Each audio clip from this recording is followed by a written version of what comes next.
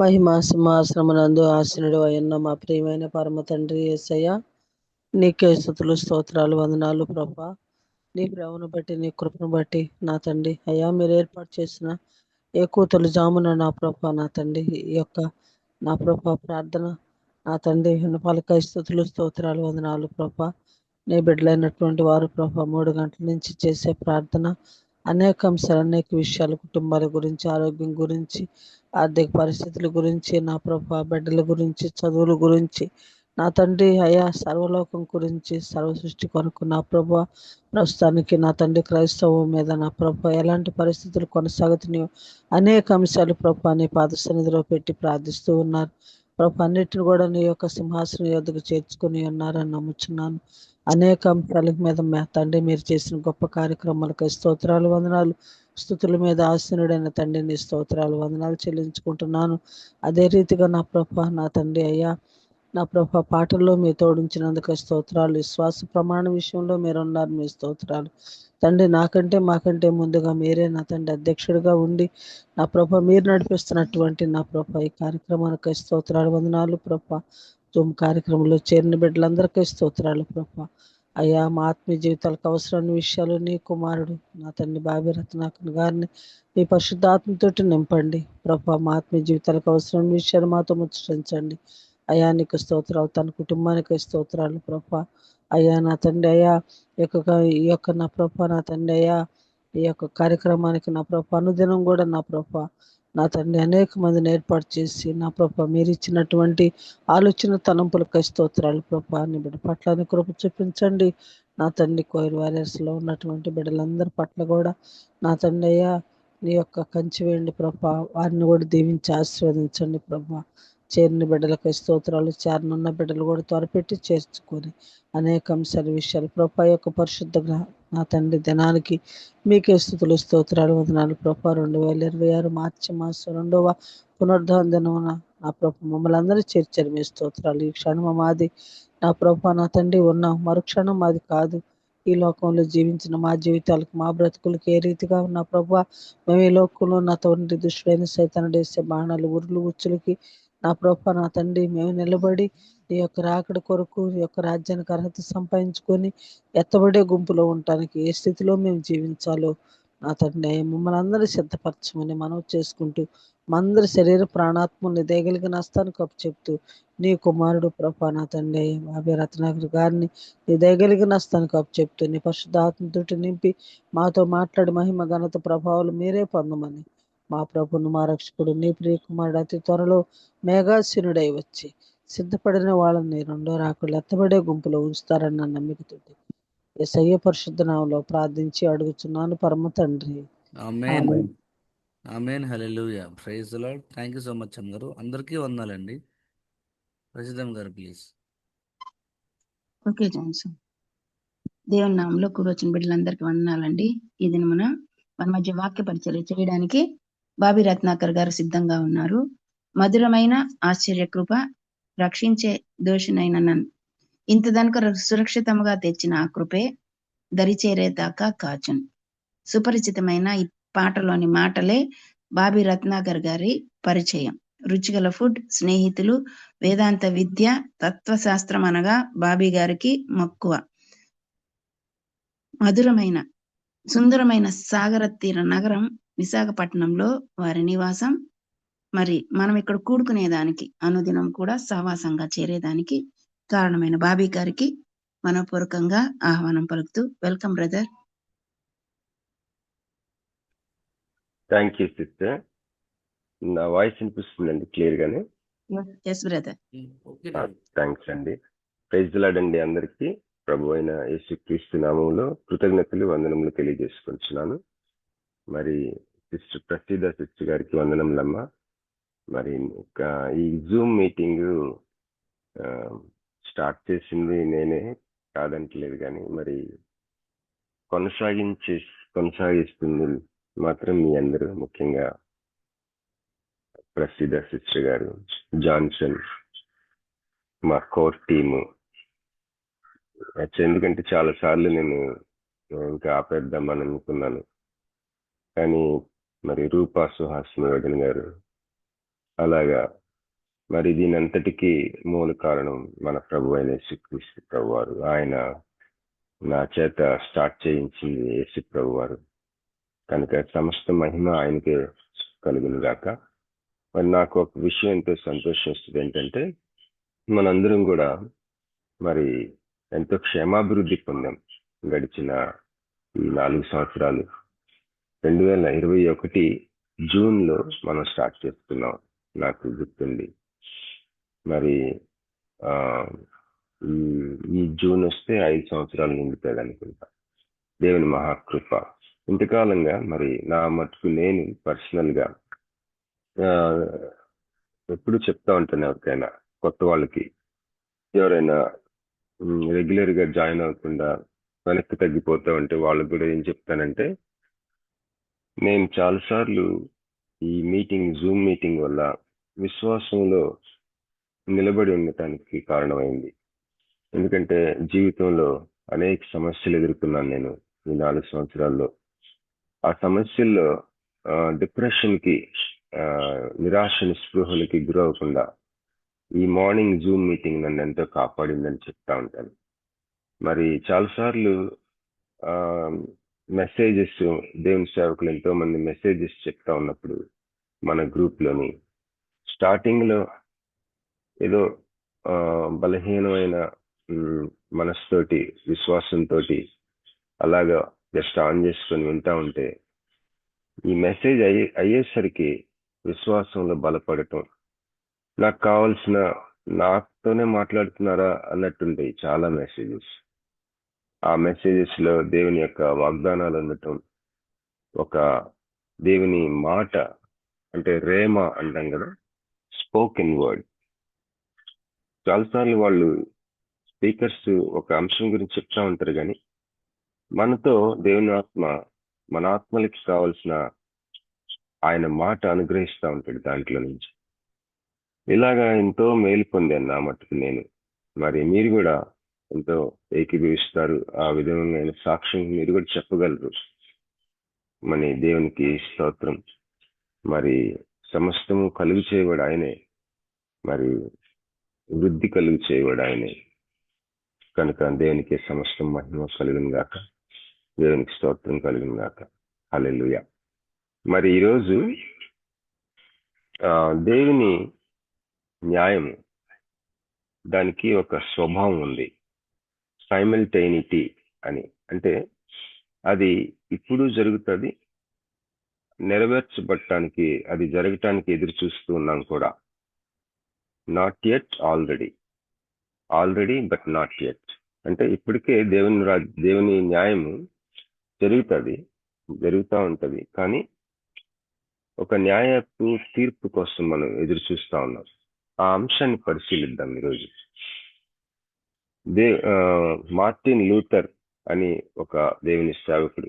మీలో ఎవరికన్నా Martin Luther అనే సేవకుడు తెలుసండి? మార్టిన్ లూథర్ అన్న దేవుని సేవకుడు, ఆయన ఇంచుమించు 1500, 1600 ఆ సంవత్సరంలో కాలాల్లో మరి క్రైస్తవ సంఘ సిద్ధాంతాలను దిద్దుబాటు చేసిన పితామహుల్లో ఆయన ప్రధానుడు. అప్పట్లో క్రైస్తవ సంఘం, ఇప్పుడు మనం కేథలిక్ సంఘము, ప్రొటెస్టెంట్ సంఘాలు అని మనం పిలుచుకుంటా ఉన్నాం, కానీ అప్పట్లో సంఘం ఒకటే. ఆ రోజుల్లో యేసుక్రీస్తు ప్రభు వారి యొక్క, ఆయన యొక్క వ్యక్తిత్వాన్ని, ద పర్సన్హుడ్, ఆయన మరి అతన్ని అర్థం చేసుకునే విషయంలో భిన్నాభిప్రాయాలు ఉన్నాయి. అంటే ఒక సిద్ధాంతంలో తప్పు ఉంది, అదే ఒకటి ప్రధానమైన కరెక్ట్ చేయవలసి వచ్చింది, పర్సన్హుడ్. అలాగే మరి అత్యంత ప్రాముఖ్యమైన కరెక్షన్ జరిగింది, అత్యంత ప్రాముఖ్యమైన దిద్దుబాటు ఏం జరిగిందంటే, ఒక వ్యక్తి నీతిమంతుడిగా తీర్చబడాలంటే క్రియల మూలంగా కాదు, విశ్వాస మూలంగా మాత్రమే అని బైబిల్ చెప్తుంది అని చెప్పేసి మార్టిన్ లూథర్ ఆయన ఈ దిద్దుబాటు చేశాడు. ఇంకా చెప్పాలంటే ఆయనతో పాటు అనేక మంది విశ్వాస వీరులు ఆ సమయాల్లో 1600, 1500 సంవత్సరం కాలంలో, అంటే ఇంచుమించు 500-600 సంవత్సరాల క్రితం మార్టిన్ లూథర్ ఆ యొక్క గొప్ప దేవుని సేవకుడు, ఆయన ఆ రోజుల్లో క్రైస్తవ సన్యాసి. ఈ రోజుల్లో మాటలు చెప్పాలంటే ఒక క్యాథలిక్ ప్రీస్ట్, ఒక ప్రీస్ట్ గారు, ఫాదర్ గారు. ఆయన ఈ రోజుల్లో క్యాథలిక్ పాస్టర్స్ కానీ ఆ యొక్క ప్రీస్ట్స్ వివాహాలు చేసుకోకుండా ఎలాగా సమర్పించుకుని జీవిస్తారో అలాంటి ఒక వ్యక్తి మార్టిన్ లూథర్. ఆయన ఆ యొక్క సంఘ కార్యక్రమాల్లో మరి లోతుగా పాల్గొనేవాడు. ఒకానొక సమయంలో ఆ యొక్క సెమినరీ, అంటే ఈ సంఘంలో సేవకుల్ని తర్బీదిచ్చే శిక్షణ సంస్థల్లో ఆయన ఒక ఉపాధ్యాయుడిగా, ఒక ఫ్యాకల్టీగా ఉండేవాడు. ఒకానొక సమయంలో రోమపత్రిక ఆయన ధ్యానం చేస్తూ ఉంటే 3వ అధ్యాయం వచ్చేసరికి దేవుడు ఆయన కన్నులు తెరుస్తారు. అత్యంత చారిత్రాత్మక సంఘటన. ఆ కన్నులు తెరవబడినప్పుడు ఆయన చూస్తాడు, అరే, విశ్వాస మూలంగా కదా దేవుడు ఎవరినైనా సరే నీతిమంతులుగా తీర్చేది, కేవలం విశ్వాస మూలంగా. మరి నా సంఘంలో ఎందుకు ఈ తప్పుడు బోధ? క్రియల ద్వారా నీతిమంతుడిగా తీర్చబడటానికి ప్రయాసపడుతున్నారే, అలాంటి బోధలే చేస్తున్నారే.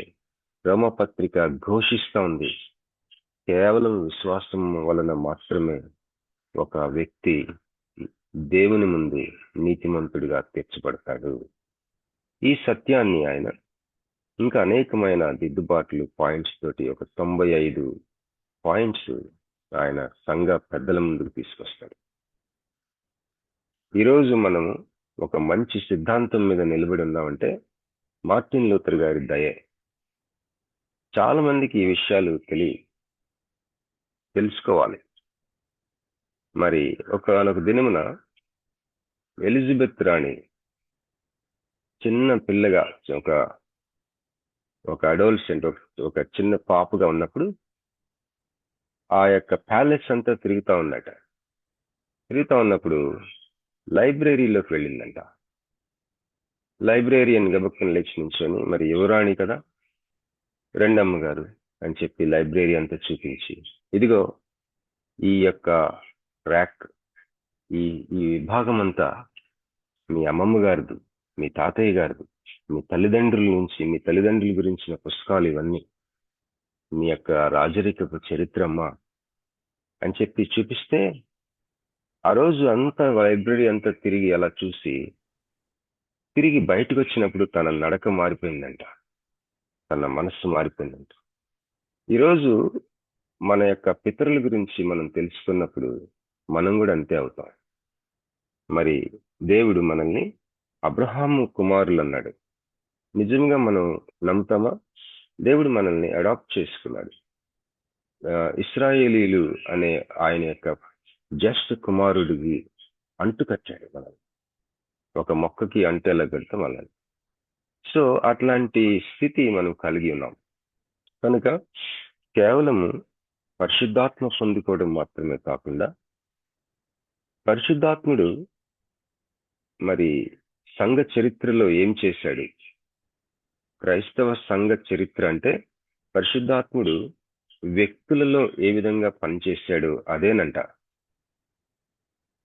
క్రైస్తవ సంఘ చరిత్ర అంటే పరిశుద్ధాత్ముడు చరిత్రలో వ్యక్తులలో ఏ విధంగా తను పనిచేశాడో అదే క్రైస్తవ సంఘ చరిత్ర.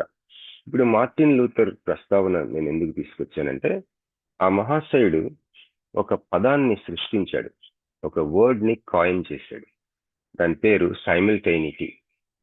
సైమిల్టేనిటీ అంటే ఒకేసారి జరగటం, ఒకేసారి రెండు విభిన్న విషయాలు ఒకేసారి ఉనికిలో ఉండటం.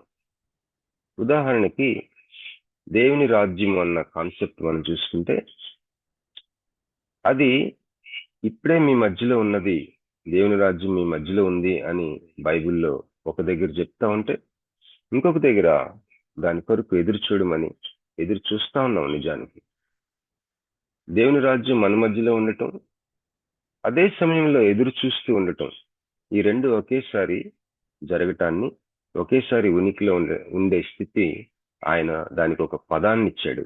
దాని పేరు సైమిల్టేనిటీ. సైమిల్టేనియస్ అంటాం కదా, దాంట్లో నుంచి. మరొక ఉదాహరణ ఏంటంటే, మనం రక్షించబడిన తర్వాత మన విశ్వాసాన్ని బట్టి నీతిమంతులంగా తీర్చబడతాం, కానీ పాపులంగా కూడా ఉంటాం. బైబిల్లో ఒక దగ్గర మీరు మీ విశ్వాసాన్ని బట్టి నీతిమంతులుగా తీర్చబడ్డారు అని ఒక దగ్గర ఉంటే, ఇంకో దగ్గర మనలో పాపం ఉన్నదని మనము 1 యోహాను 1వ అధ్యాయం, మనలో పాపం లేదని మనం అనుకుంటే మనల్ని మనం మోసం చేసుకుంటున్నాం అని. కనుక సమాధిని నీవు నేను చేరే వరకు కూడా ఈ రెండు స్థితులు మనలో ఒకేసారి ఉనికిలో ఉంటాయి. ఏంటంటే, justified people at the same time sinners. మనము పాపులము, అదే సమయంలో నీతిమంతులంగా తీర్చబడిన వ్యక్తులము. ఈ రెండు ఒకేసారి ఉనికిలో ఉంటాయి మనలో. దాన్నే అతను సైమిల్టేనిటీ అన్నాడు. ఈ సైమిల్టేనిటీ అన్నది చాలా విషయాల్లో మనం గమనించగలం లేఖనాల్లో. అలాంటిది ఒక అంశం ఈరోజు మనం పరిశీలిద్దాం. ఏంటంటే, న్యాయం. మనకు అనేక సమస్యల్లో న్యాయానికి మనం ప్రయత్నం చేస్తాం. కోర్టుల్లోని, పోలీస్ స్టేషన్లోని, మరి పెద్దల మీటింగ్స్ లోని న్యాయ విమర్శ అని ఉంటుంది కదా. ఈ న్యాయ విమర్శలో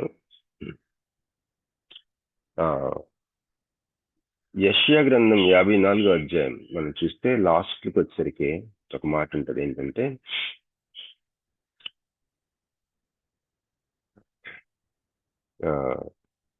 నీకు విరోధంగా రూపొందించబడిన ఏ ఆయుధము వర్ధిల్లదు. ఆయుధాలు నీకు విరోధంగా రూపొందించబడతాయి.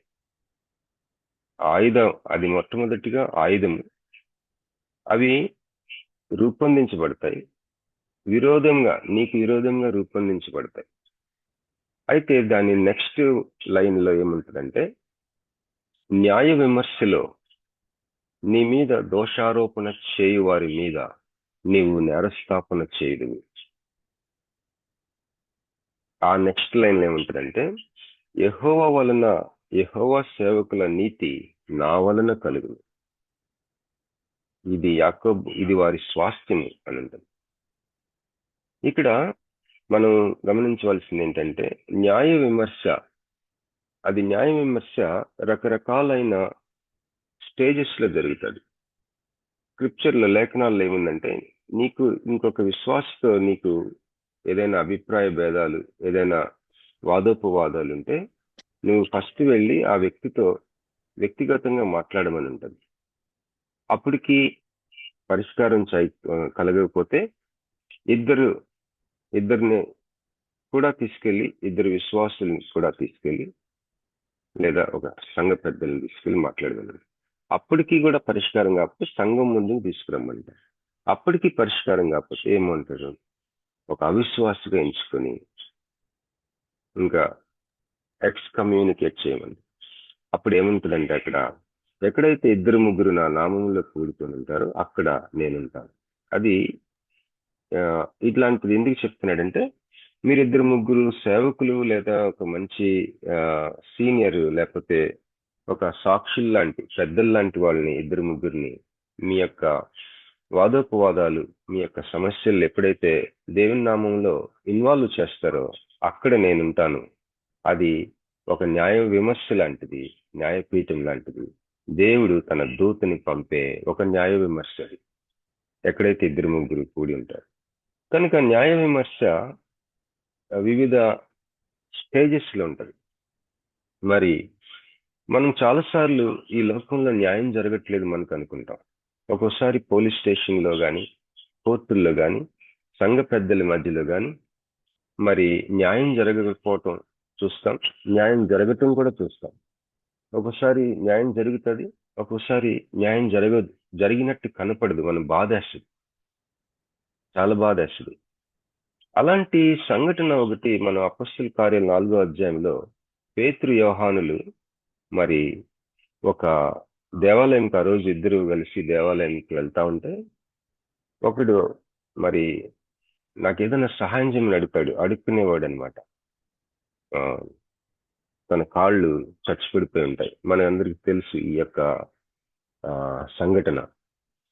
వెండి బంగారములు మా యొద్ద లేవు, కానీ యేసుక్రీస్తు నామంలో నువ్వు లేచి నడవమంటే దేవుని శక్తి అతని కాళ్ళ మీదకి వచ్చి యేసుక్రీస్తు ప్రభు యొక్క స్వస్థత శక్తి అతను కలిసి అతన్ని తాకి అతడు లేచి మామూలుగా నడుస్తాడు, గంతులేస్తాడు.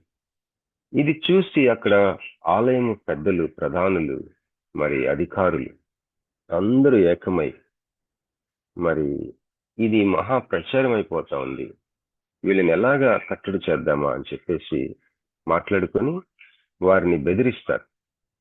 ఇక నుంచి ఈ మాటలు మీరు యేసుని గురించిన మాటలు చెప్పడానికి వీల్లేదంటే దేవుని మాట వినటము దేవుని దృష్టికి అనుకూలమా, మీ మాట వినటం దేవుని దృష్టికి అనుకూలమా, మీరే యోచించుకోండి అంటాడు పేతురు వాళ్ళు.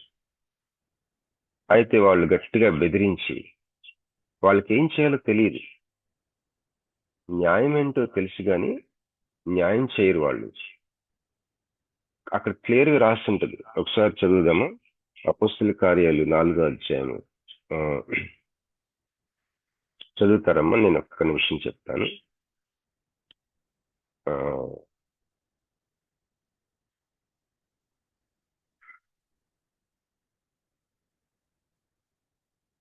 4వ అధ్యాయము 16వ వచనం నుంచి చదువుతారమ్మా? అపొస్తలుల కార్యాలు 4:16.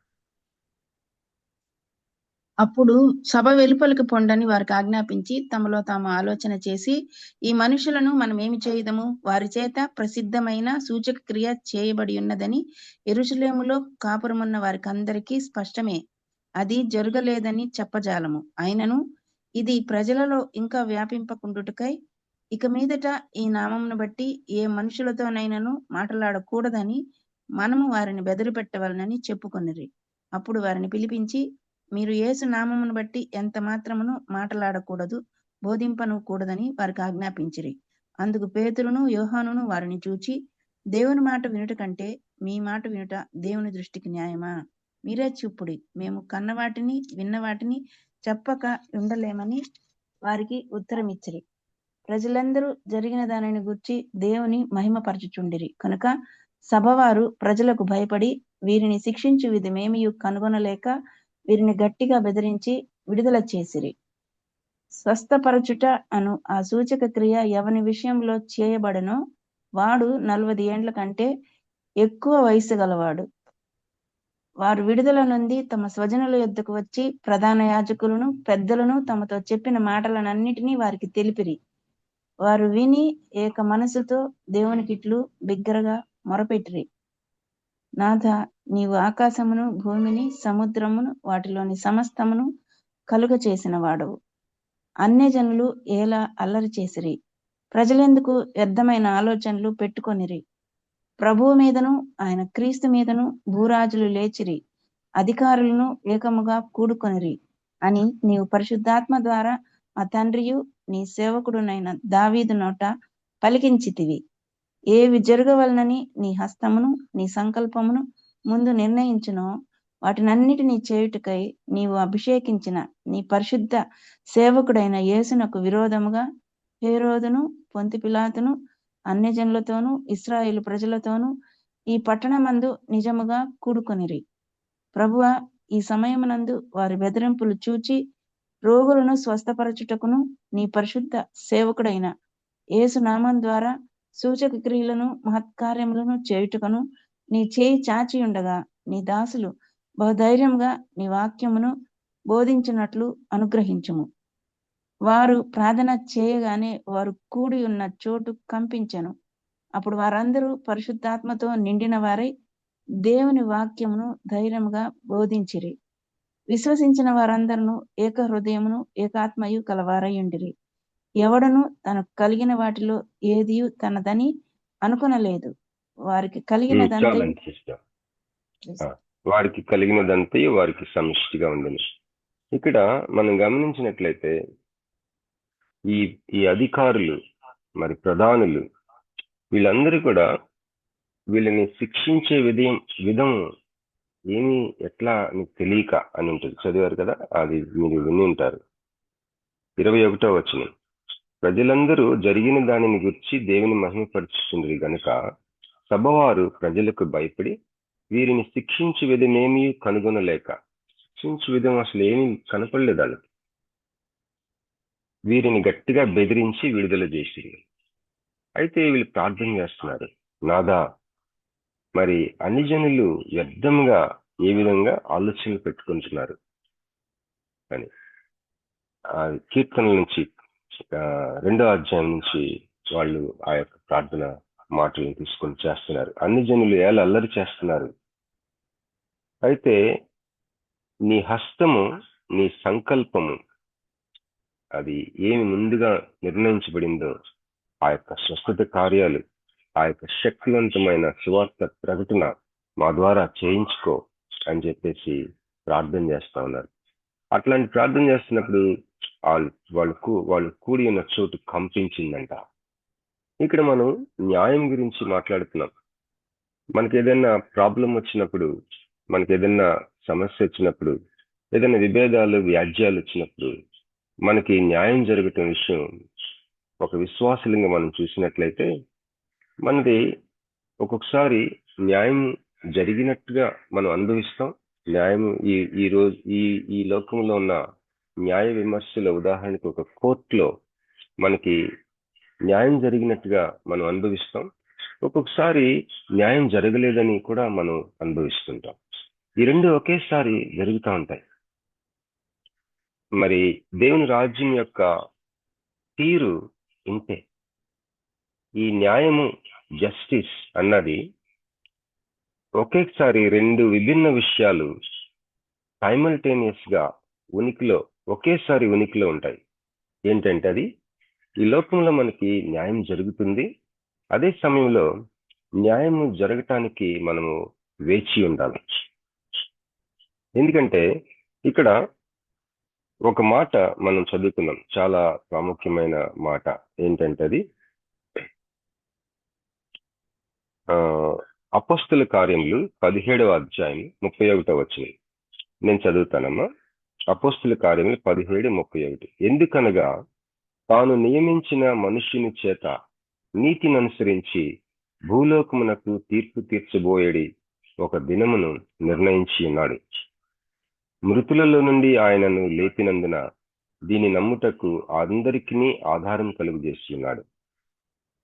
ఎందుకనగా తాను నియమించిన మనుష్యుని చేత నీతిని అనుసరించి భూలోకమునకు తీర్పు తీర్చబోయేడి ఒక దినమును నిర్ణయించి ఉన్నాడు. ఒక దినము భవిష్యత్తులో, ఆ దినము కొరకు, ఆ దినముని మనము ఎదుర్కోవడానికి ప్రయాణం చేస్తున్నాం మన జీవితాల్లో.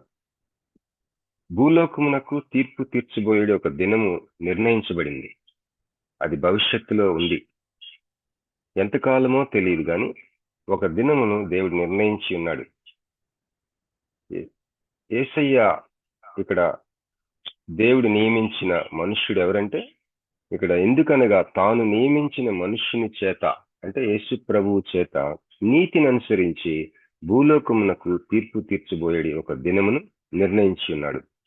దానికి ఏంటి మనకి ఒక సూచన, ఒక మనం నమ్మటానికి ఏంటి ఆధారము, లేకపోతే ఒక మనకి గ్యారంటీ ఏంటి అంటే, మృతులలో నుండి ఆయన్ను లేపినందున దీని నమ్ముటకు అందరికీ ఆధారం కలుగజేసి ఉన్నాడు.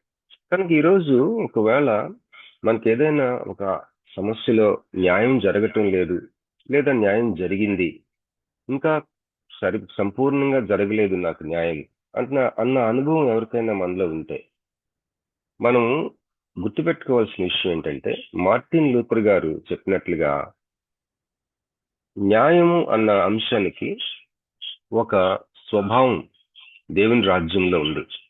అదేంటంటే జరుగుతుంది, అదే సమయంలో దానికోసం ఎదురు చూస్తాం కూడా. సైమల్టైనిటీ ఆల్రెడీ బట్ నాట్ యెట్. ఇప్పటికే న్యాయం జరుగుతూ ఉంది, ఇంకా జరగవలసింది ఉంది. అది న్యాయానికి ఉన్న స్వభావం. అంతేగాని ఎప్పుడో జరుగుతాడులే, అందువల్ల నేను ఇప్పుడు అన్యాయానికి గురవుతున్నాను అని అనుకోవడానికి లేదు.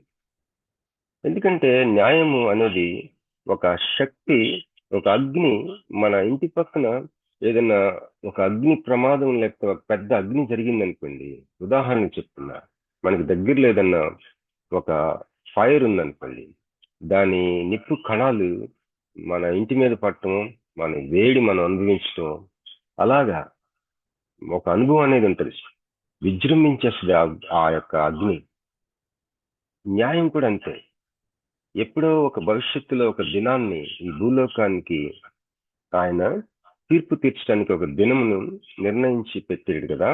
దాని యొక్క ఆ యొక్క అగ్ని రేణువులు ఇప్పుడే తగులుతూ ఉంటాయి.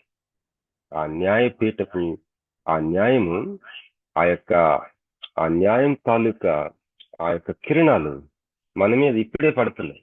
అందుకే oh what a foretaste of glory divine అని రాసింది ఆమె. ఫానీ క్రాస్బీ అనే ఒక దైవ సేవకురాలు. ఆమె బ్లైండ్, గుడ్డి తన ముందు, తనకి కళ్ళు కనపడవు. తనకి 400 కీర్తనల పైన రాసింది ఆమె, ఫానీ క్రాస్బీ. ఆమె రాసిన ఒక కీర్తన ప్రపంచమంతా 100 సంవత్సరాలుగా పాడుకుంటున్నాం. బ్లెస్డ్ అష్యూరెన్స్ అన్న పాట. బ్లెస్డ్ అష్యూరెన్స్ ఆ పాట ఎవరైనా ఒక వచనం పాడగలరమ్మా? తెలిస్తే మన భక్తుల సిస్టర్ గారు పాడగలరు. Blessed assurance, Jesus is mine. Oh, what a trust of glory divine, here of salvation, purchase of God, born of His Spirit, washed in His blood.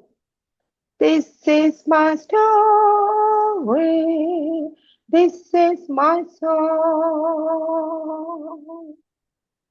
Power said, Savior divine, this is my story, this is my song. The salvation,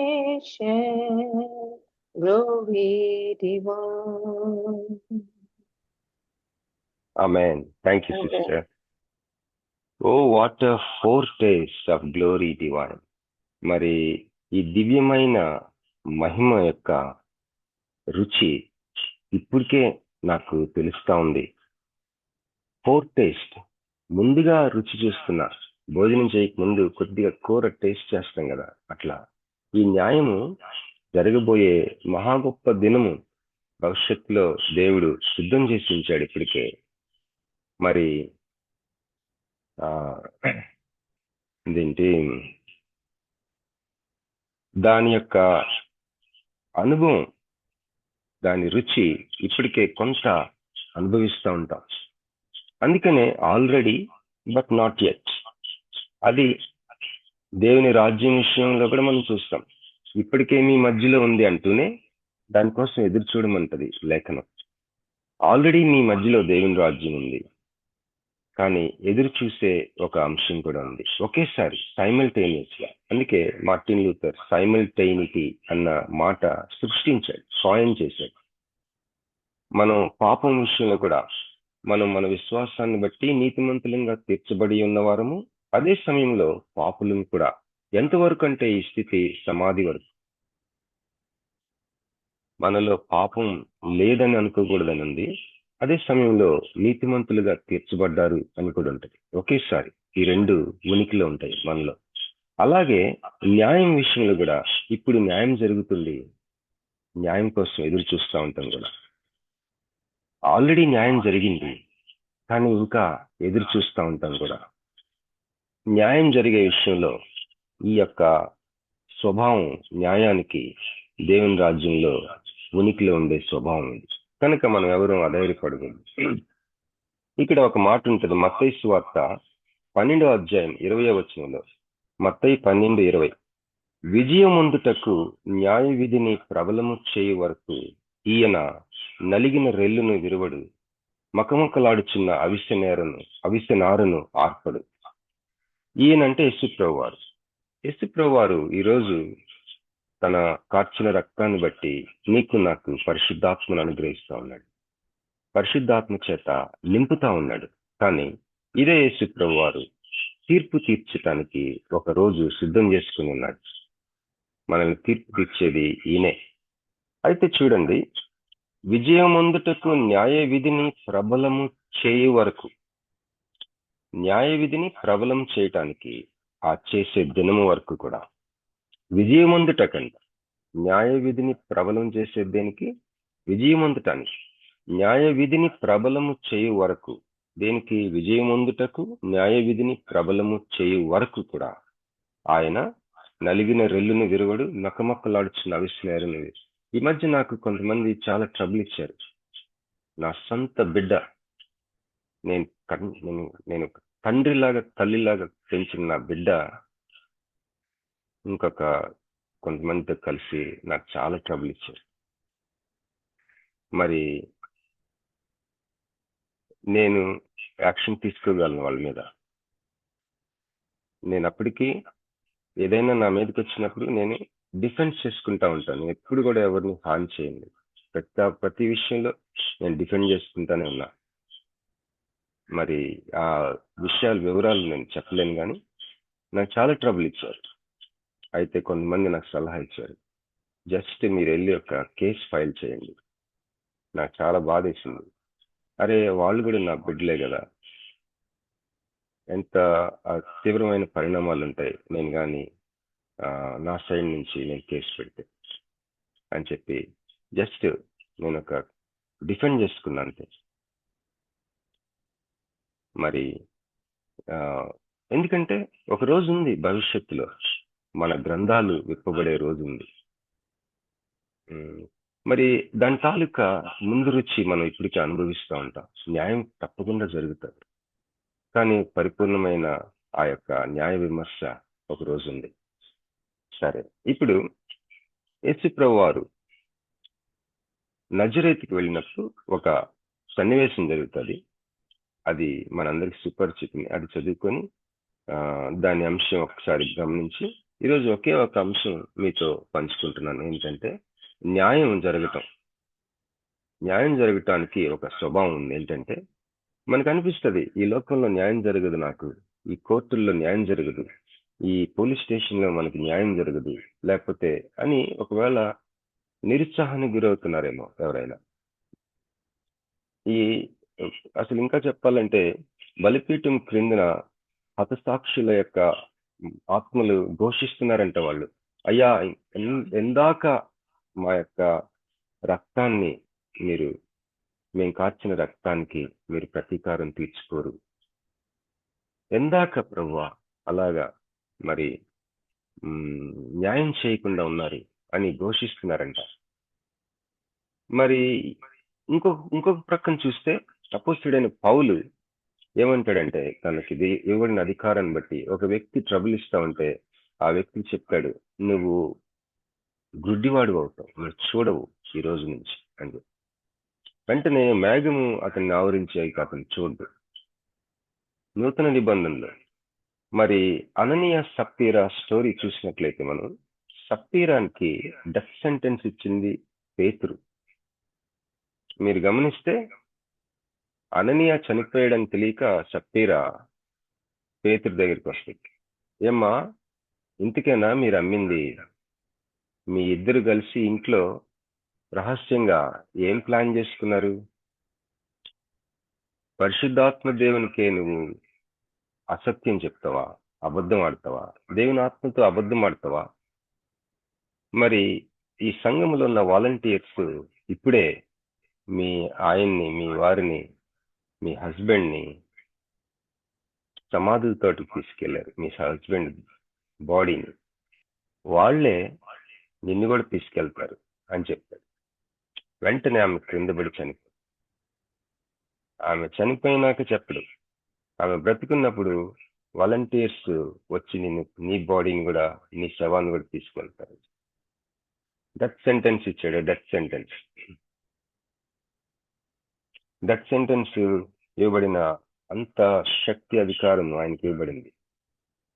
ఈ లోకంలో న్యాయం జరగకపోవటమే ఉండదు, కానీ దాని ముందు రుచి ఇది, అసలైంది ఉంది ఒకరోజు.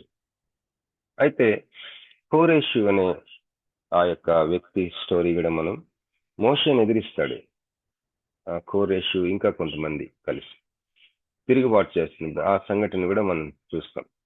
అప్పుడు భూమి ఓపెన్ అయ్యి దాదాపు 200 మంది పైగా వారి కుటుంబాలతో ఆ భూమిలోకి లోపలికి వెళ్ళిపోయి వాళ్ళు అంతమైపోతారు. ఇంకా ఎందుకండి, మనకి ఇంకా ఒక ఉదాహరణ, ఇశ్రాయేలీలు దాదాపు 20 లక్షల మంది ప్రయాణం అయితే వాళ్ళల్లో ప్రయాణమైన తరము ఎవరు కూడా వాగ్దాన భూమిలోకి ప్రవేశించరు, కేవలం 2 తప్ప, యెహోషువ, కాలేబు. మరి వాళ్ళ శవాలు అలాగ ప్రయాణంలో రాలిపోతా ఉన్నాయి. మరి మోషే కీర్తన రాస్తాడు కదా, దేవా తరతరములకు నివాస స్థలము నీవే, మా నివాస స్థలము నీవే, తరతరములకు మాకు నివాస స్థలం నీవే. అంటే మా పితరులు, మా తల్లిదండ్రులు, మా మామయ్య, మా అక్క, మా అమ్మమ్మ, మా కుటుంబ సభ్యులు, మా ప్రియులు అలా చనిపోతా ఉంటే ప్రయాణం చేస్తా ఉన్నాం ఈ అరణ్యంలో ఈ 40 సంవత్సరాలు. ఎంతో మంది మాకు అత్యంత ప్రియులు, మా స్నేహితులు చనిపోతా ఉన్నారు. వారిని మాకు దగ్గరలో, అటు పక్క మా ప్రయాణం చేస్తాను మాకు దగ్గరలో కూర్చిపెడతా ఉన్నాం. ముందుకెళ్ళాలి, మళ్ళీ తిరిగి ఆ సమాధిని చూడలేం. అది ఏమవుతుందో కూడా తెలియదు ఆ శవం. ఇలాంటి దుఃఖకరమైన ఒక మనసుతో రాస్తున్నాడు. అయినా ఈ సమాధులు కాదు కదా మా నివాసం, నీవే మా నివాసం, తరతరములకు మా నివాసం నీవే అని రాస్తున్నాడు. మరి దేవుడు చెప్పాడు, వీళ్ళెవరు వాగ్దాన భూమిలోకి వెళ్ళరు. దేవుడి పనిష్మెంట్ అది. ఈ లోకంలో న్యాయం జరుగుతుంది, కానీ సంపూర్ణమైన న్యాయం కోసం మనం చూస్తాం. ఎందుకంటే మనకి న్యాయం జరిగినప్పుడు, లేకపోతే అన్యాయం జరిగినప్పుడు అది అసంపూర్ణంగా కనిపిస్తూ ఉంటుంది. ఎందుకంటే ఒకరోజు మనోనేత్రాల ముందు ఇక ఏమాత్రం గుడ్డితనానికి అవకాశం లేని సింహాసనం ముందు నుంచునే ఒక దినం ఉంది. ఆ రోజు ప్రతి ఒక్క జీవితానికి సిద్ధం చేస్తూ ఉన్న గ్రంథాలు విప్పబడతాయి. ఒక దినము నిర్ణయించబడిందంట, న్యాయ విధిని ప్రబలము చేసే దినము, విజయముందుటకు ఆ దినం ఒకటి ఉంది. అంతేకాకుండా దాని తాలూకా ముందు రుచి ఇప్పటికే జరుగుతా ఉంది. కనుక మనం ఆధారపడద్దు. మత్తయి సువార్త 4వ అధ్యాయం సార్ చూద్దాం.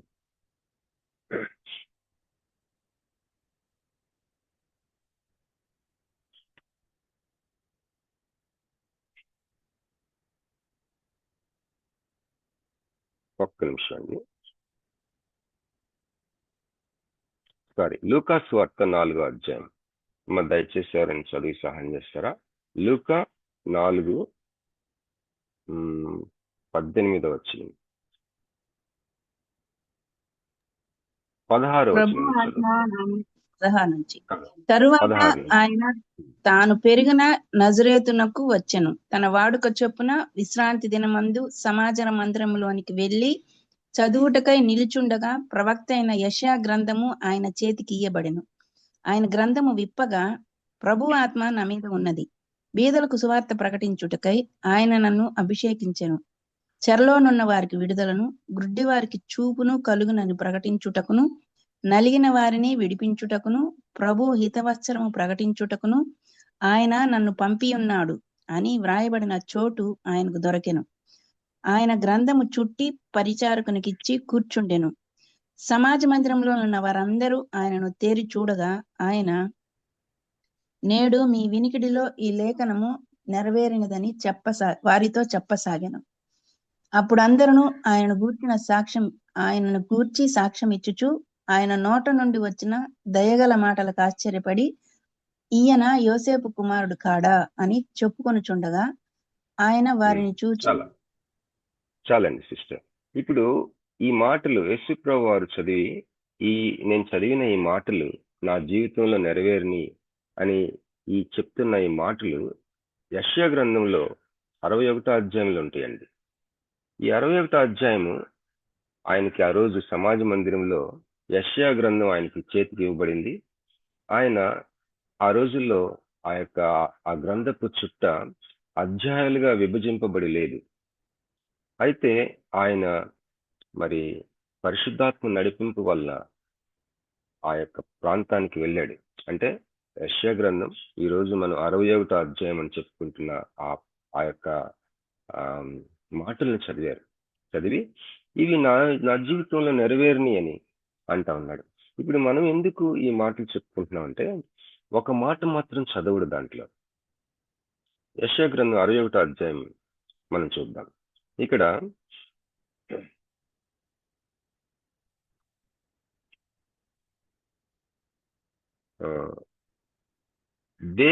మన దేవుని ప్రతిదండన దినమును ప్రకటించుటకు అన్న మాట చదువురాయన.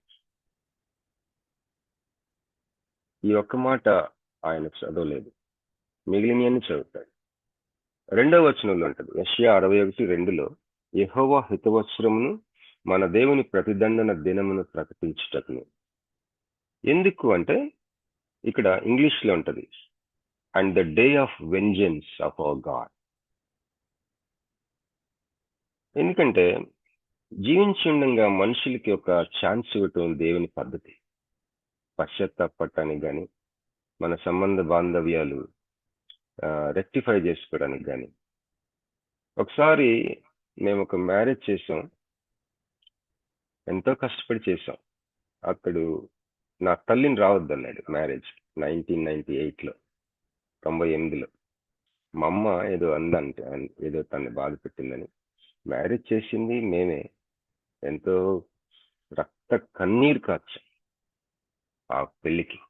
ఆ పెళ్లి జరిగే విషయంలో, గొడవల్లో. ఒక పక్క చూస్తే డబ్బు ఉండేది కాదు, ఒక పక్క చూస్తే పెద్ద విశ్వాసం కాదు.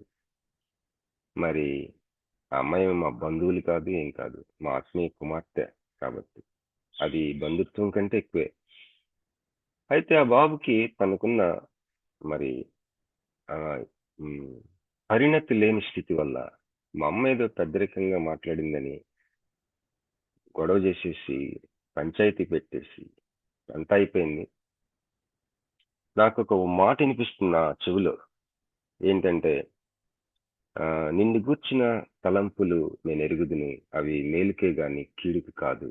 For I know the thoughts I have for you, thoughts to prosper you, not to harm you అని.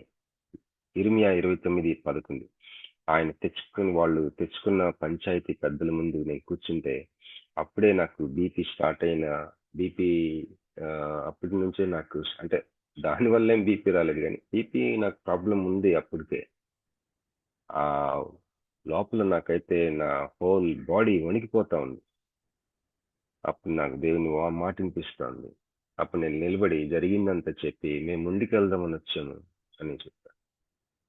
ఎవరెవరినైతే వాళ్ళందరూ గ్యాదర్ అయ్యారో వాళ్ళందరూ కూడా మంచిదే కదా అని చెప్పేసి అందరూ వారిని ఒప్పించడం మొదలుపెట్టారు. అయితే ఈరోజు వారికి వివాహం అయింది, పెద్దవాళ్ళు అయిపోయారు, 2 అమెరికాలో చదువుకుంటున్నారు పిల్లలు. ఒక 7 సంవత్సరాలు అయిన తర్వాత ఆ బాబు నా దగ్గరికి వచ్చి చాలా ఏడ్చి నన్ను క్షమించమని అడిగాడు. పెళ్లికి మాత్రం మీ మదర్ రావటానికి వీల్లేదన్నాడు. బాబు రాదు బాబు, అయినా చిన్న బాధ ఉంటుంది కదా, నా తల్లి కదా.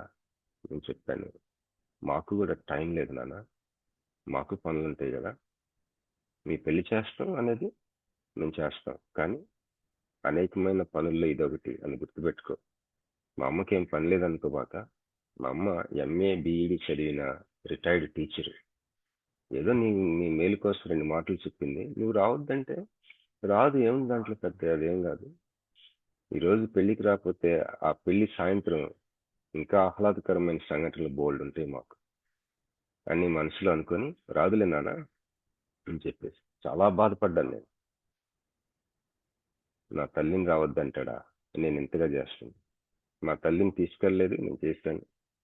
ఇంకా 7 సంవత్సరాల తర్వాత నన్ను వచ్చి క్షమించమని అడిగాడు ఆ సంఘటన కోసం. అలాగా ఈ లోకంలో సంబంధ బాంధవ్యాలు మనకి కీడు చేసిన వాళ్ళు, లేదా మనం ఎవరికైనా కీడు చేసినా మనకు ఒక ఛాన్స్ ఇవ్వటం దేవుని మనస్తత్వం.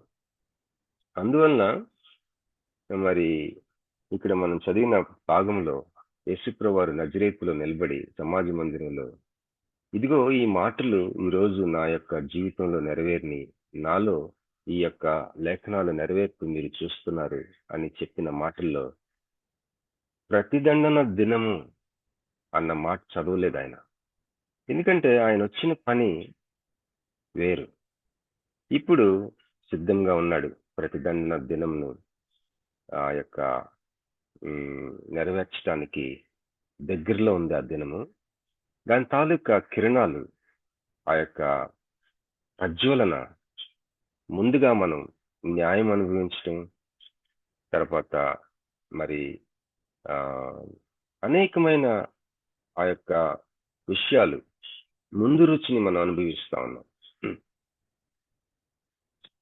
మరి ఈ మాటలు చదువుకొని ముగించుకుందాం. యెషయా 61 కొన్ని వచనాలు చదువుకుందామా? చదవగలరమ్మా? యెషయా 61:1 నుంచి.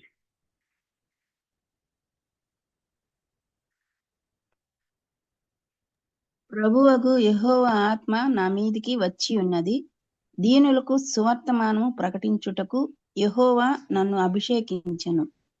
నలిగిన హృదయము గలవారిని దృఢపరచుటకును, చెరలోనున్న వారికి విడుదలను, బంధింపబడిన వారికి విముక్తిని ప్రకటించుటకును, యెహోవా హితవస్త్రమును, మన దేవుని ప్రతిదండన దినమును ప్రకటించుటకును, దుఃఖాక్రాంతులనందరినీ ఓదార్చుటకును, సియోనులో దుఃఖించు వారికి ఉల్లాస వస్త్రములు ధరింపజేయుటకును, బూడిదకు ప్రతిగా పూదండను, దుఃఖమునకు ప్రతిగా ఆనంద తైలమును, భారభరితమైన ఆత్మకు ప్రతిగా స్తుతి వస్త్రమును వారికిచ్చుటకును ఆయన నన్ను పంపియున్నాడు.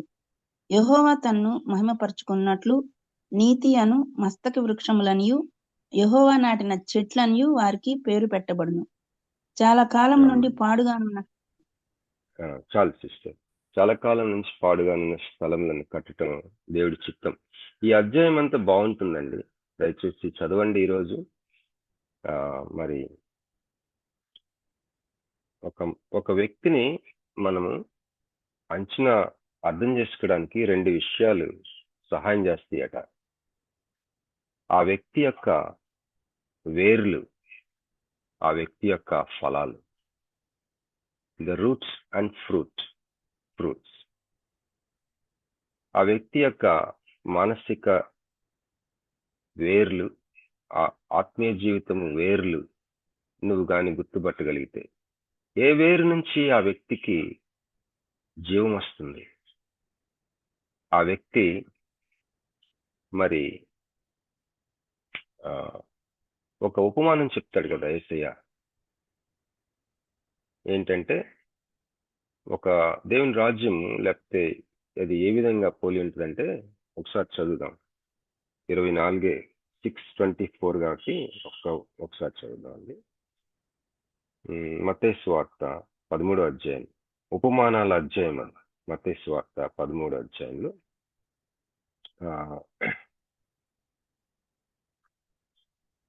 నేను చదువుతాను. 24వ వచనం, మత్తయి 13:24. ఆయన మరి యొక్క ఉపమానము వారితో చెప్పాను. ఏమనగా, పరలోక రాజ్యము తన పొలములో మంచి విత్తనము విత్తిన ఒక మనుష్యుని పోలి ఉన్నది. మనుష్యులు నిద్రించుచుండగా అతని శత్రువు వచ్చి గోధుమల మధ్యను గురుగులు విత్తి పోయెను. గోధుమలు మొక్కను గురుగు మొక్క ఒకేలాగుంటాయి అంట, విత్తనాలు వేరుగుంటాయి. మనుషులు నిద్రించుచుండగా అతని శత్రువు వచ్చి గోధుమల మధ్యను గురుగులు విత్తిపోయెను. మొలకలు పెరిగి గింజ పట్టినప్పుడు గురుగులు కూడా అదోపడెను. అప్పుడు ఇంటి యజమానుని దాసులు అతని యొద్దకు వచ్చి, అయ్యా, నీవు నీ పొలంలో మంచి విత్తనం విత్తితివి కదా, అందులో గురుగులు ఎక్కడి నుండి వచ్చినవని అడిగిరి. ఇది శత్రువు చేసిన పని అని అతడు వారితో చెప్పగా, ఆ దాసులు, మేము వెళ్లి వాటిని పెరికి కూర్చుట నీకు ఇష్టమా అని అతని అడిగిరి. అందుకు అతడు, వద్దు, గురుగులను పెరుకుచుండగా వాటితో కూడా ఒకవేళ గోధుమలను పెళ్లగింతురు. కోతకాలం వరకు రెంటిని కలిసి ఎదగనీయుడి. ఇది మన జీవన స్రవంతి. కోతకాలం వరకు ఈ రెండింటిని కలిసి ఎదగనీయండి. ఎవరు? గోధుమలు, గురుగులు.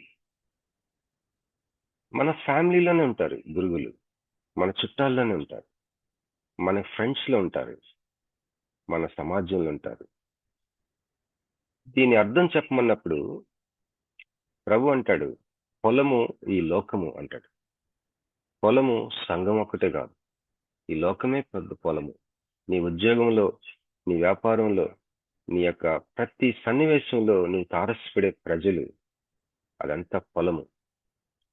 నువ్వు గోధుమ అయితే గురుగులు నీ చుట్టూ అత్యంత సన్నిహితుల్లోనే ఉంటారు. కలిసి పెరగనీయుడి.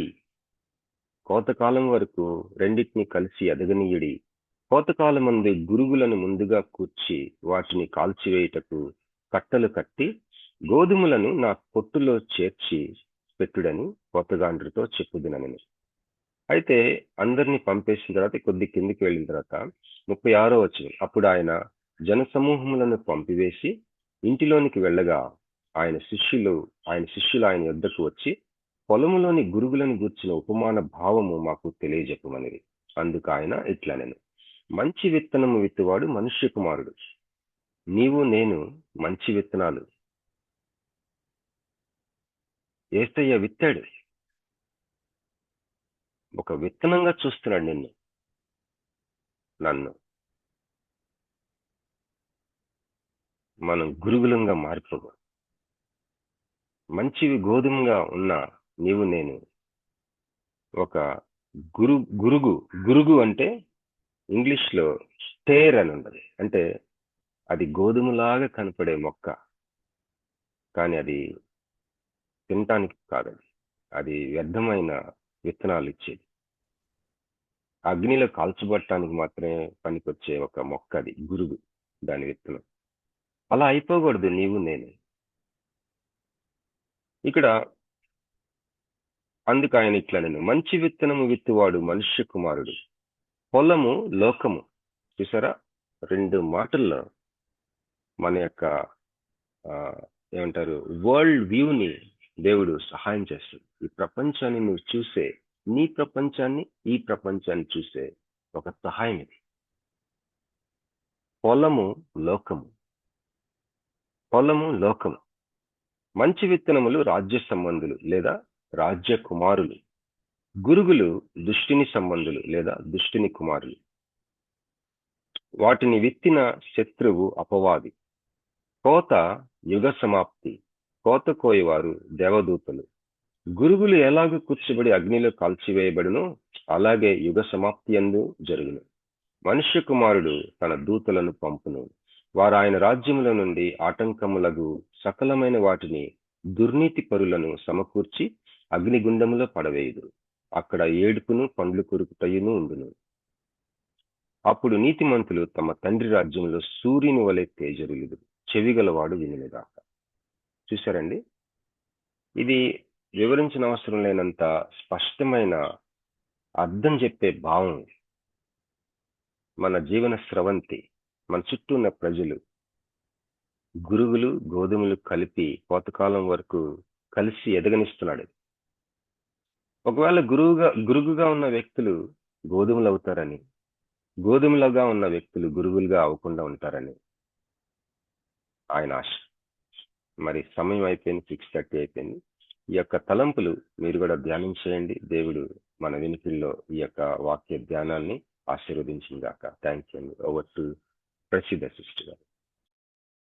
Thank you brother. ఇప్పటి వరకు న్యాయ విమర్శ గురించి ఏకకాలంలో మనము దేవుని రాజ్యం కొరకు కనిపెట్టుకోవాలి. అలాగే ఏకకాలంలో దేవుని రాజ్యం మన మధ్య ఉంటుంది. మనము ఏకకాలంలో పాపులం, అదే విధంగా ఏకకాలంలో నీతిమంతులం కూడా. అనేకమైన విషయాలు బోధిస్తూ మనకు న్యాయ విమర్శ గురించి అద్భుతమైన వాక్య పరిచర్య చేసిన బ్రదర్ బాబీ రత్నాకర్ గారికి వర్చువల్ ప్రేయర్ ఫెలోషిప్ తరపున కృతజ్ఞతలండి. ముగింపు ప్రార్థన మరియు ఆశీర్వాదం ఇవ్వవలసిందిగా రెవరెండ్ జామీ రవికుమార్ అయ్య గారిని మనవి చేస్తున్నాను. మరి అయ్యగారు, రేపు ఝాన్సీ రాణి గారికి నీ రీప్లేస్మెంట్ ఆపరేషన్ ఉంది. అలాగే దీప్తి వాళ్ళ మదర్ హాస్పిటల్లో ఉన్నారు. వారి ఇరువురు కొరకు ప్రార్థన చేయవలసిందిగా మనవి చేస్తాం. పరిస్థితులు ఎంతంటే నీ బంగారు పాదాలు కొందరం ప్రభు, ఉదయకాల సమయంలో ప్రభు నీ దాసుని ద్వారా ప్రభు నువ్వు వినిపించిన చల్లనైన మెల్లైన స్వరాన్ని బట్టి వందనాలు తండ్రి. అయ్యా, న్యాయం చేసే దేవుడు నువ్వు ఉన్నావు ప్రభు, నీకు వందనాలు తండ్రి. మా వ్యక్తిగత జీవితంలో ప్రభు అయ్యా పగ తీర్చుకుంటున్నా పని అన్నావు ప్రభు. మా వ్యక్తిగత జీవితాల్లో దేవతన ప్రభు పట్ల ఎవరైనా ప్రభు చెడుగా ప్రవర్తించిన, గాయపరిచిన ప్రభు నీ చిత్తానికి అప్పగించుకోగానే కృపదయచేయమని ప్రార్థన చేస్తున్నాను తండ్రి. నీ వాక్యం చెప్తుంది అయ్యా ప్రభ, నిన్ను దతన ప్రభ శత్రువుని ప్రభ ప్రేమించండి, హింసించుకుని ప్రార్థన చేయమన్నావు ప్రభ. నీ స్వరూపంలోకి మార్చబడడానికి సహాయం తెచ్చండి. యెషయా గ్రంథం ద్వారా ప్రభు నాకు ఆత్మ సంబంధమైన విషయాలు ప్రభు బోధించావు తండ్రి. ప్రార్థన చేస్తూ ఉన్నాం ప్రభు. వాక్యం విని దేవతన ప్రభుత్వం నేర్చుకునేవారుగా, వాక్యం విని ప్రభుత్వం మా జీవితంలో ప్రభు తండ్రి అనుసరించేవారుగా చేయమని ప్రార్థన చేస్తున్నాను తండ్రి.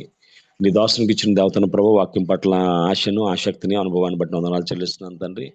ఇంకా అనేక స్థలాల్లో బలంగా వాడుకోమని విత్తబడి వాక్యం తండ్రి 30 దంతులుగా 60 దంతులుగా 100 దంతులుగా ఫలింపు చేయమని ప్రార్థన చేస్తూ ఉన్నాను ప్రభా. సహాయం తెచ్చాను తండ్రి. అదేవిధంగా దేవతన ప్రభా ఝాన్సీ రాణి గారి యొక్క దేవతన ప్రభా నీ యొక్క రీప్లేస్మెంట్ ఆపరేషన్ కోసం ప్రార్థన చేస్తున్నాను తండ్రి. నీ సహాయం తెచ్చాను ప్రభా. నీ కార్యం జరిగించమని ప్రార్థన చేస్తున్నాను తండ్రి ప్రభా. అదేవిధంగా దేవతన దీప్తి సిస్టర్ తల్లి గారు హాస్పిటల్లో ఉన్నారు, బిడ్డను కూడా జ్ఞాపకం చేసుకో ప్రభా. అయ్యా, నీ ఉమ్ములో స్వస్థత ఉంది, నీ వస్త్రంలో స్వస్థత ఉంది, నీ తాకిడిలో స్వస్థత ఉంది, నీ మాటలో స్వస్థత ఉంది, నీ వాక్కులో స్వస్థత ఉంది ప్రభా. నీ వాక్కు నంపి తండ్రి బిడ్డలిద్దరికీ కావాల్సిన సమయోచితమైన సహాయాన్ని దయచేయమని ప్రార్థన చేస్తున్నాను తండ్రి. అదేవిధంగా ప్రభా డాక్టర్ విజయ్ కుమార్ గారిని జ్ఞాపకం చేసుకుంటాం ప్రభా. బిడ్డ తండ్రి ప్రభా పాడేరు వెళ్ళి వస్తుండగా రాకపోకల్లో కాచి కాపాడి కుటుంబాన్ని దీవించాను తండ్రి. అదేవిధంగా ఈ మధ్య దేవతన ప్రభావ స్టంట్స్ వేయించుకున్న ప్రభు విజయ్ కుమార్ గారి కోసం ప్రార్థన చేస్తున్నాను తండ్రి. ఆ దాసుని కూడా ముట్టి స్వస్థపరిచి బలపరిచి క్షేమంగా గృహాన్ని చేర్చమని, అయ్యా తన దైనందిన జీవితంలో ప్రభావ ఎటువంటి ఇబ్బంది లేకుండా ముందుకు సాగే భాగ్యం తెచ్చమని ప్రార్థన చేస్తున్నాను తండ్రి. రమణ మేగడ గారిని జ్ఞాపకం చేసుకోండి, కాటనయ్య గారిని జ్ఞాపకం చేసుకోండి. అదేవిధంగా దాతన ప్రభా రాబర్ట్ జేమ్స్ అయ్య గారిని, అదేవిధంగా ప్రభా అశ్వథయ్య గారిని జ్ఞాపకం చేసుకోండి ప్రభా. ఇంకెవరైతే అనారోగ్యంగా ఉన్నారో ప్రతి ఒక్కరిని తండ్రి పేరు పేరున ముట్టమని, స్వస్థపరచమని, బలపరచమని, నీ వాక్కు నంపి ప్రభావ గొప్ప స్వస్థత విడుదల కలుగు చేయమని, ఆర్థిక ఇబ్బందులు ఉన్న కుటుంబాల కోసం ప్రార్థన చేస్తున్నాను తండ్రి. అదేవిధంగా ప్రభా ఆంధ్ర తెలంగాణలో ఇంటర్మీడియట్ ఎగ్జామ్స్ రాస్తూ ఉన్నారు ప్రభా. అన్ని కృప వర్త ఉంచండి. బిడ్డలు 10 శ్రేష్ఠులుగా ఉండగలిగే భాగ్యం దయచేయండి. అదేవిధంగా దాతన ప్రభా ఎవరైతే దాతన ప్రభా ఇంకా ఆరోగ్య సమస్యలతో ఉన్నారు వారిని జ్ఞాపకం చేసుకుని ప్రత్యేకంగా దినాన ప్రభా ఆదివారం ఆరాధనలు జరుగుతుండగా ప్రభా ఆరాధనలో వాక్యం చెప్పే బిడ్డలు మరుగుపరిచి మీరే మాట్లాడండి. అదేవిధంగా దేవత ప్రత్యేకంగా ప్రార్థన చేస్తున్నంత ఎవరైతే వాక్యం వినడానికి సిద్ధపడి వెళ్తున్నారు సిద్ధపడడం దయచేయండి. అదేవిధంగా ప్రభు ఈ విధంగా ప్రతిరోజు వాక్యం వినడానికి దీన్ని ఏర్పాటు చేసిన బాబీ రత్నాకర్ గారిని, సహకరిస్తున్న ఝాన్సీ సిస్టర్ని, ప్రసిద్ధ సిస్టర్ని, అదేవిధంగా దేవతన ప్రభా జాన్సన్ని, అదేవిధంగా స్వరూప్ గారిని, అదేవిధంగా దేవతన ప్రభా తేజ అప్రెంటిస్ గారిని జ్ఞాపకం చేసుకుంటే కోర్టు వారిని దీవించండి.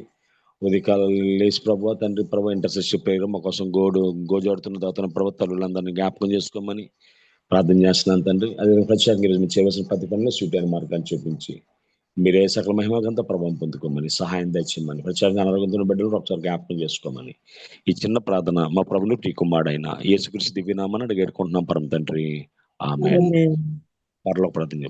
పరలోక ముందున మా తండ్రి, నీ నామం పరిశుద్ధపరచబడును గాక, నీ రాజ్యం వచ్చును గాక, నీ చిత్తం పరలోకమందు నెరవేరుచున్నట్లు భూమి యందు నెరవేరును గాక. మా దినాహారం నేడు మాకు దయచేయము. మా ఇలా అపరాధం చేసిన వారిని మేము క్షమించు ప్రకారం మా అపరాధములను క్షమించు. మమ్మల్ని శోధనలోని తేకాకి నుండి తప్పించము. ఎందుకనగా రాజ్యము, శక్తి, బలము నిరంతరము నీవైనవి. ఆమేన్, ఆమేన్, ఆమేన్. మన తండ్రి అయిన దేవుని ప్రేమ, కుమారుడైన యేసుక్రీస్తు కృప, పరిశుద్ధాత్మ అన్యోన్య సహవాసం వాక్యం చెప్పిన విధంగా నీ ఆపరేషన్ జరగబోతున్న ఝాన్సీ రాణి గారికి, అదేవిధంగా హాస్పిటల్లో దీప్తి రాణి గారి తల్లి గారికి జరుగుతున్న ఆదివారపు ఆరాధనలకు వాక్యం చెప్పిన దాసులకు ఆయన కృప సదాకాలము తోడే నడిపించును గాక. Amen. Amen. Praise the Lord. అయ్య గారు ముగింపు ప్రార్థన మరియు ఆశీర్వదించిన రెవరెండ్ జామీరావు కుమార్ అయ్య గారికి, వాక్య పరిచయం చేసిన బ్రదర్ బాబీ రత్నాకర్ గారికి, అలాగే కూడి వచ్చిన దేవుని బిడ్డలందరికీ కూడా ఈపీఎఫ్ ఫ్యామిలీ తరపున వందనాలండి. ప్రభు చిత్తమైతే రేపటి దినాన తిరిగి కలుసుకుందాం. అంతవరకు సెలవు తీసుకుందాం. మరి ఝాన్సీ రాణి గారి ఆపరేషన్ గురించి, అలాగే దీప్తి వాళ్ళ మదర్ హాస్పిటల్లో ఉన్నారు, డిశ్చార్జ్ అయ్యేటట్లుగా మన వ్యక్తిగత ప్రార్థనలో కూడా మనం జ్ఞాపకం చేసుకుందామండి. Praise lord to all. Praise lord sister. Praise